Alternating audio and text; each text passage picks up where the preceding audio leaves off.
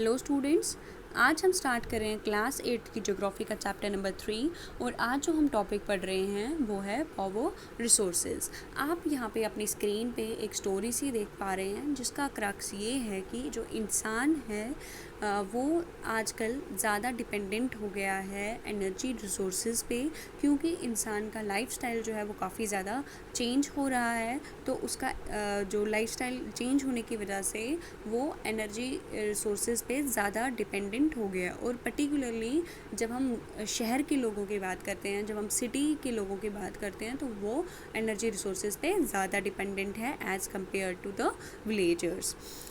Power resources का मतलब क्या हुआ? वो एनर्जी रिसोर्सेज जो हमें, वो रिसोर्सेज जिनसे हमें क्या मिलती है, एनर्जी मिलती है, उन्हें हम पावर रिसोर्सेज कहेंगे। तो ये पावर या फिर जो एनर्जी है ये हमारी ज़िंदगी में काफ़ी अहम रोल प्ले करती है और हम इसका इस्तेमाल जो है वो बहुत ही अलग अलग पर्पसेस के लिए करते हैं। जैसे कि we all need power for industry में हम इसका इस्तेमाल करते हैं, एग्रीकल्चर में इसका इस्तेमाल होता है, ट्रांसपोर्ट, कम्युनिकेशन और डिफेंस में हम लोग एनर्जी का इस्तेमाल करते हैं। तो पावर सोर्सेज जो है उन्हें ब्रॉडली कैटेगराइज किया है, उन्हें दो टाइप्स में डिवाइड किया गया है। एक हो गया कन्वेंशनल रिसोर्सेज और दूसरा हो गया non conventional resources. Conventional resources क्या होते हैं? कन्वेंशनल टर्म जो है, कन्वेंशनल हम कहते हैं कि वो एक कन्वेंशनल मेथड है। तो कन्वेंशनल मेथड हो गया ऐसा मेथड जो कि काफ़ी लॉन्ग टाइम से हम यूज़ कर रहे हैं, जो बहुत ही कॉमन मेथड है, उसे हम कहेंगे कन्वेंशनल मेथड। तो कन्वेंशनल सोर्सेज कौन से हो गए? कन्वेंशनल सोर्सेज ऑफ एनर्जी वो रिसोर्सेज हो गए जिनका इस्तेमाल काफ़ी लंबे समय से हो रहा है किसी कॉमन यूज़ के लिए।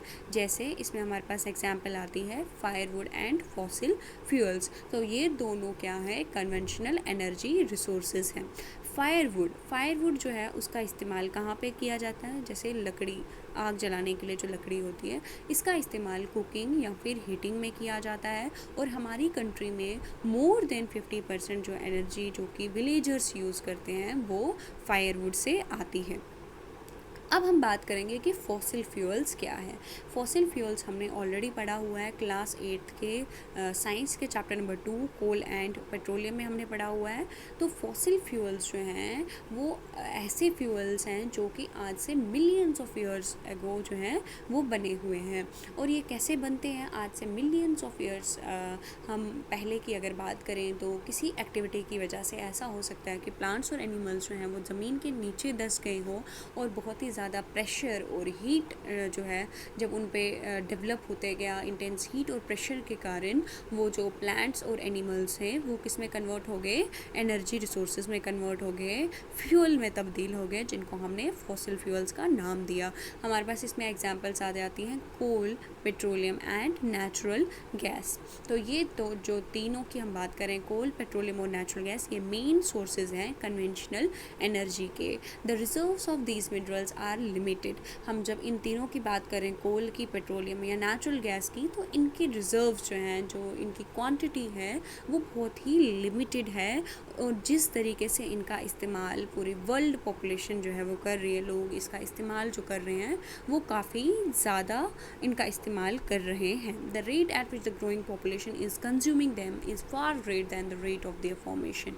कह रहे हैं कि इनके बनने से जो है जिस रेट पे ये बनते हैं उससे कई ज़्यादा रेट पे इनको कंज्यूम किया जा रहा है, इनको इस्तेमाल किया जा रहा है। तो ऐसा भी हो सकता है कि ये बहुत ही जल्द ख़त्म हो जाएं, क्योंकि हमें पता है कि इन्हें बनने में मिलियंस ऑफ ईयर्स लगते हैं। तो ये रिसोर्सेज जो हैं वो ख़त्म हो सकते हैं, इसीलिए हमें इनका इस्तेमाल जो है बहुत ही सोच समझ के करना चाहिए। कन्वेंशनल सोर्सेज में हमारे पास सबसे पहले आ जाता है कोल। तो कोल की अगर हम बात करें फॉसिल फ्यूल्स में, कोल जो है वो बहुत ही एबंडेंट फॉसिल फ्यूल है, जो कि बहुत ही ज़्यादा पाया जाता है फॉसिल फ्यूल। और इसका इस्तेमाल कहाँ कहाँ पे किया जाता है? डोमेस्टिक फ्यूल के रूप में इसका इस्तेमाल किया जाता है, यानी घर में इसका इस्तेमाल किया जाता है। इंडस्ट्रीज़ में इसका इस्तेमाल किया जैसे आयरन और स्टील इंडस्ट्री में, स्टीम इंजन्स में, या फिर इलेक्ट्रिसिटी जनरेट करने में, इलेक्ट्रिसिटी बिजली बनाने में कोल का इस्तेमाल किया जाता है। तो जो बिजली कोल से प्रोड्यूस होती है उसे इन्हें क्या कहा जाता है, थर्मल पावर कहा जाता है। The coal which we are using today was form millions of years ago when giant ferns and swamps got buried under the layers of earth. तो ये कोल जो है ये कैसे बना है, आज से मिलियंस ऑफ ईयर्स अगो बना हुआ है। और जब बड़े बड़े पेड़, जेंट फर्न्स या फिर स्वैम्प्स हम बोलते हैं दलदल जो हैं जिनमें पेड़ पौधे होते हैं, जो दलदल हैं, जब वो अर्थ के नीचे जो है बरी हो गए, वो दब गए, तो इन कोल की फॉर्मेशन हुई। तो इसीलिए कोल को क्या कहा गया, buried sunshine. Buried sunshine basically क्यों कहा गया, क्योंकि ये जो स्वैम्प्स थे या जो थे इनमें प्लांट्स थे, या फिर जो ये जेंट फॉर्न्स थे ये भी प्लांट्स थे।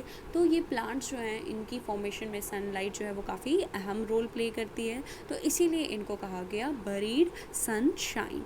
जो लीडिंग कोल प्रोड्यूसर्स जो वर्ल्ड के हैं वो हैं China, USA, Germany, Russia, south Africa and France. और जब हम इंडिया की बात करें तो इंडिया में कौन कौन से एरियाज़ हैं जहाँ पे कोल ज़्यादा पाया जाता है, रानीगंज, झारिया, धनबाद एंड बोकारो इन झारखंड। आज हम यहाँ तक ही पढ़ेंगे। Thank you.